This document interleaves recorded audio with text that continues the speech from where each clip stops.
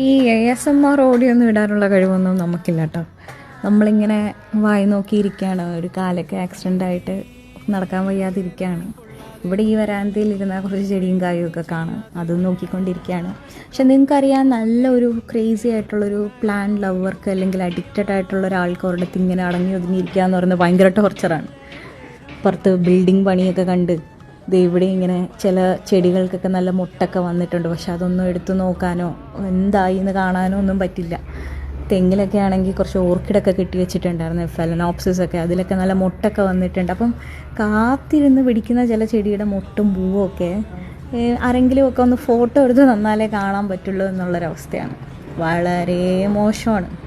പിന്നെ കൺട്രോൾ ചെയ്ത് ഇങ്ങനെ ഇരിക്കുക, എന്ന് നടക്കാൻ പറ്റും. ഈ കാലിൻ്റെയൊക്കെ വില അറിയുന്നതേ ശരിക്കും പറഞ്ഞാൽ ഇങ്ങനത്തെ ചില സിറ്റുവേഷനിലാണ്. What is it that you love the most അല്ലെങ്കിൽ you need the most in your life എന്ന് ചോദിക്കുമ്പം ഇപ്പം കറൻ്റ്ലി ഞാൻ പറയുന്നത് നടക്കാനുള്ള കഴിവാണെന്നാണ്. പിന്നെ എനിക്ക് കൂട്ടുണ്ട് കേട്ടോ, എൻ്റെ കൂടെ ഇരിക്കുന്ന ഇയാൾക്ക് എന്നും ബെഡ് റെസ്റ്റാണ്.